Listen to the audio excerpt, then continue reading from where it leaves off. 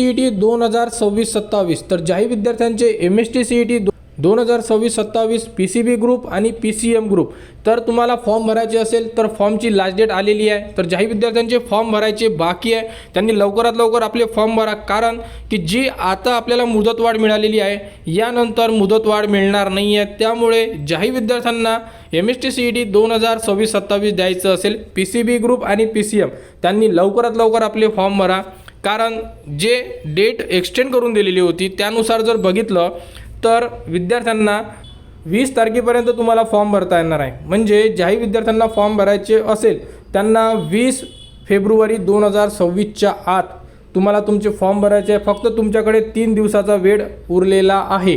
तर PCM group आणि PCB group लवकरात लवकर आपले फॉर्म भरा, कारण एक्झाम डेटसुद्धा तुमची देण्यात आलेली आहे। तर बघू शकता जो टाईम टेबल आहे तर यामध्ये जे एक्झाम डेट आहे तर पहिला जो अटेम्प्ट होणार आहे, म्हणजे विद्यार्थ्यांनी 2 अटेम्प्ट भरले असेल, पहिला अटेम्प्ट दुसरा अटेम्प्ट, तर पहिला अटेम्प्ट जो होणार आहे तो 11/4 म्हणजे 11 एप्रिल ते 26 एप्रिलपर्यंत होणार आणि पहिला अटेम्प्ट संपल्यानंतर सेकंड अटेम्प्ट जो आहे तो 10 मे ते 17 मे या दिवसामध्ये होणार आहे। त्यामुळे एक्झाम डेटसुद्धा आलेली आहे, फॉर्म भरण्याची लास्ट डेटसुद्धा आलेली आहे। जर फॉर्म तुमचे बाकी असेल तर लवकरात लवकर फॉर्म भरा, कारण की यानंतर मुदतवाढ मिळण्याची शक्यता नाही आहे। आणि जर विद्यार्थ्यांनी CETचा फॉर्म भरला नाही तर विद्यार्थी ॲग्रिकल्चर म्हणा, फार्मसी, इंजिनिअरिंग यासारख्या जेही अभ्यासक्रम आहे प्रोफेशनल कोर्स त्यामध्ये प्रवेश घेऊ शकत नाही।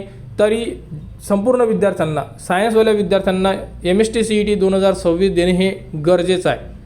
त्यामुळे आपले लवकरात लवकर फॉर्म भरा आणि MST CET 2026-27 बद्दल जेही पुढील अपडेट येईल ती तुम्हाला आपल्या चॅनलवर देण्यात येणार। त्यासाठी आपल्या चॅनलच्या कनेक्टमध्ये राहा, चॅनलला सबस्क्राईब करा व हा व्हिडिओ इतरांपर्यंत शेअर करा।